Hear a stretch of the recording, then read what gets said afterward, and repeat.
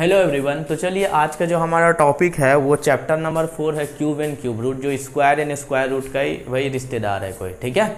But वो बहुत ज़्यादा लंबा था, ये थोड़ा छोटा है, थोड़ा क्या पूरा ही छोटा है, ठीक है। इसमें ज़्यादा कुछ प्रॉपर्टीज वगैरह नहीं लिखना। तो चलिए हम लोग समझते हैं क्यूब एंड क्यूब रूट क्या होता है। अरे चौक कहाँ है? अच्छा यहाँ पे है, ठीक है। तो किसी भी नंबर्स का क्यूब क्या होता है, जैसे कि 1 का क्यूब, तो 1 इंटू 1 इंटू 1 कितना हो गया भैया? 1 ही होता है।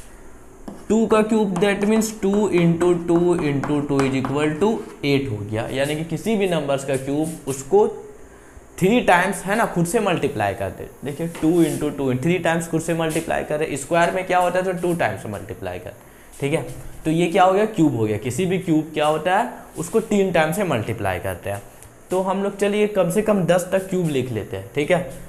तो याद रहेगा 3 का हो जाएगा भाई 3 इंटू 3 27, 4 का होता है मेरे पास 64, 5 का होता है 125, ठीक है। देखिएगा थोड़ा सा कुछ गलती ना हो जाए। 6 का होता है 6 छके 36 और फिर होता है 216, ठीक है। फिर 7 का होता है भैया 343, 8 का होता है मेरे पास 512 और 9 का होता है मेरे पास 729 और 10 का तो भाई 1 0 है तो 3 0।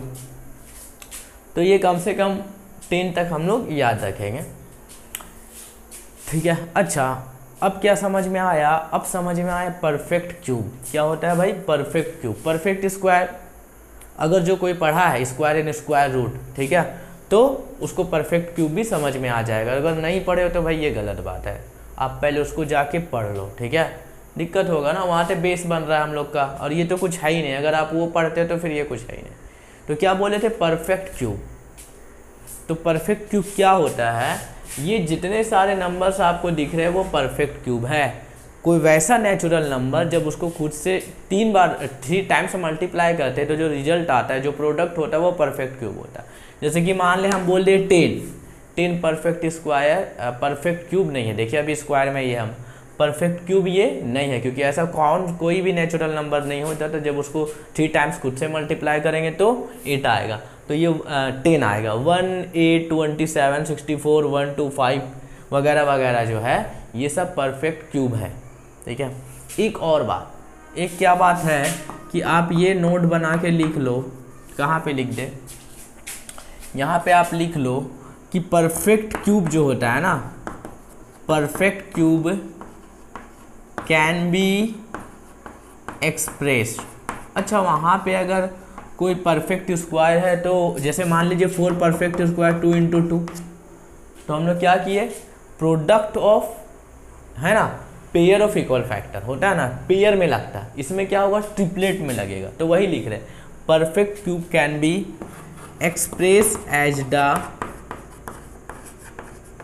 Product of triplet of equal factor, यानी कि इसका ट्रिपलेट होगा, ठीक है। ये समझ लो क्या होगा? ट्रिपलेट होगा। परफेक्ट क्यूब क्लियर है?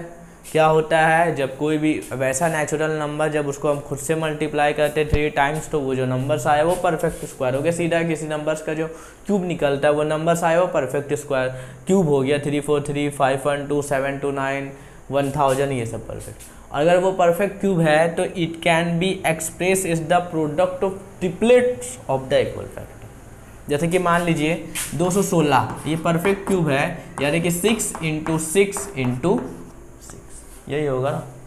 या फिर आप इसको ऐसे भी कर सकते हैं 2 इंटू 2 इंटू 2 और 3 इंटू 3 इंटू 3। तो ये प्रोडक्ट आ रहा है ना ट्रिपलेट ऑफ इक्वल फैक्टर का, आ रहा है ना, तो यही होगा। उसमें हम लोग का पेयर होता था, यहाँ पे ट्रिपलेट होगा। क्लियर है? और क्या बोले? हाँ अगर कोई परफेक्ट क्यूब है या फिर वो किसी मान लीजिए कोई कोई नेगेटिव नंबर्स का क्यूब, कोई नेगेटिव नंबर्स का क्यूब जो है वो क्या होगा? नेगेटिव ही होगा। नेगेटिव नंबर्स का क्यूब नेगेटिव होगा। बट स्क्वायर में क्या होता था कि अगर -2 का स्क्वायर है तो वो +4 ही होता था। बट अगर यहाँ पे क्यूब हो जाएगा तो वो -8 होगा। ध्यान रहे कि नेगेटिव नंबर्स का क्यूब जो है वो नेगेटिव ही होगा, ठीक है। क्लियर है? समझ में आया? पॉजिटिव है तो भाई पॉजिटिव तो होगा ही, इसमें कोई दोराहा नहीं है। अच्छा, इवन नंबर्स का क्यूब जो है क्या होगा, हमेशा इवन होगा, उसी तरह से जो स्क्वायर वाला था। और ऑड का क्यूब जो होगा भैया वो भी क्या हो जाएगा, ऑड ही नंबर होगा। कैसे, 3 ऑड है उसका क्यूब 27 आ रहा है, 2 इवन है उसका क्यूब कितना आ रहा है, इवन आ रहा है। ठीक है, तो ऑड का क्यूब ऑड होगा, इवन का क्यूब इवन होगा, नेगेटिव का नेगेटिव होगा, पॉजिटिव का पॉजिटिव होगा। अगर कोई ऐसा दो नंबर्स है a बाय बी का क्यूब, तो हम लोग को पता है लॉज ऑफ एक्सपोनेंट बनाए a का क्यूब बाय b का क्यूब। हम तो बोलते हैं भाई चलो हम लोग क्वेश्चन में करते हैं, इसमें ऐसा कुछ प्रॉपर्टीज वगैरह नहीं पढ़ना। ठीक है, लगभग तुरंत हम लोग ख़त्म कर देंगे। एक्सरसाइज आर एस अग्रवाल का 1 2 3 है, अब 4A 4B और 4C है, उसमें भी थोड़ा थोड़ा सा क्वेश्चन देखेंगे और हम लोग इसको ख़त्म करेंगे। ठीक है, चलिए हम लोग नेक्स्ट में क्वेश्चन देखते हैं।